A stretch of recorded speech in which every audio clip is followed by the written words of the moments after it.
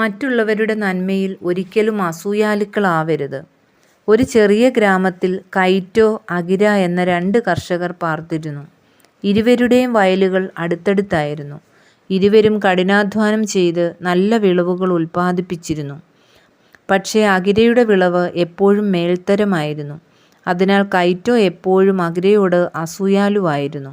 അകിരയുടെ ഭൂമി കൂടുതൽ ഫലഭൂയിഷ്ഠവും വിത്തുകൾ മികച്ചതുമാണെന്ന് കൈറ്റോ കരുതി. ഒരു ദിവസം ഒരു ജ്ഞാനിയായ വൃദ്ധൻ ഗ്രാമം സന്ദർശിച്ചു. കൈറ്റോ അദ്ദേഹത്തോട് ചോദിച്ചു, എന്തുകൊണ്ടാണ് എൻ്റെ കൃഷി അകിരയുടേതുപോലെ ഫലപ്രദമാകാത്തതെന്ന്.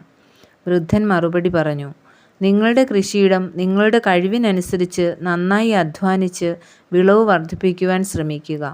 അകിരയുടേതുപോലെ ഫലപ്രദമാകണമെന്ന് ചിന്തിക്കുന്നത് എന്തിനാണ്? നിങ്ങളുടെ പ്രശ്നം നിങ്ങൾ അകിരയോട് നിങ്ങളെ താരതമ്യപ്പെടുത്തുന്നതാണ്. മറ്റാരുടേതുമായി നിങ്ങളുടെ കൃഷിയെ താരതമ്യം ചെയ്യേണ്ടതില്ല. നിങ്ങളുടെ വയലിനെ ഫലഭൂയിഷ്ഠമാക്കുന്നതിൽ ശ്രദ്ധ കേന്ദ്രീകരിക്കുക.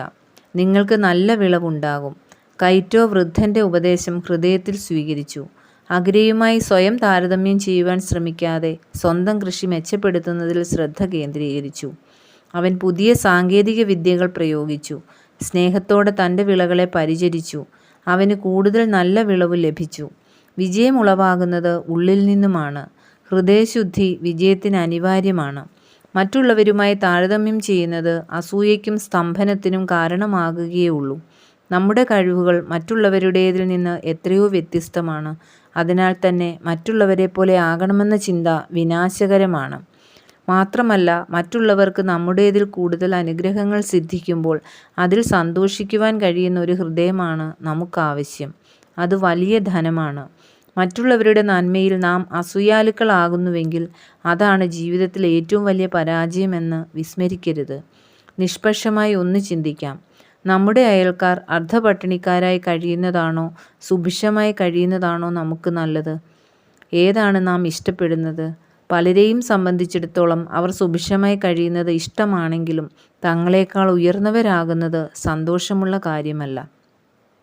ഇതും നമ്മുടെ ദുർമനസ്സിനെയല്ലേ വെളിവാക്കുന്നത്? ഏറ്റവും അധികം അനുഗ്രഹം നമുക്കായിരിക്കണമെന്ന് ചിന്തിക്കുന്നതിൽ ഒരു സ്വാർത്ഥ ഭാവമില്ലേ? ആ ഭാവമാണ് താരതമ്യം ചെയ്യുന്നതിനും നമ്മെ പ്രേരിപ്പിക്കുന്നത്. അതുതന്നെയല്ലേ അസൂയയുടെ അടിസ്ഥാനവും? മറ്റുള്ളവരുടെ നന്മ ഇഷ്ടപ്പെടുന്ന ഒരാളും അസൂയയ്ക്ക് വശംവദരാവില്ല. നമുക്ക് ആരോടെങ്കിലും അസൂയ തോന്നുന്നെങ്കിൽ അതിന് കാരണം നമ്മുടെ മനസ്സിൻ്റെ ദുഷിപ്പാണെന്ന് മനസ്സിലാക്കുക. അതിനാൽ ഹൃദയവിശുദ്ധിയുള്ളവരായി മറ്റുള്ളവരുടെ നന്മയ്ക്ക് വേണ്ടി ജീവിക്കുവാൻ നമുക്ക് ശ്രമിക്കാം.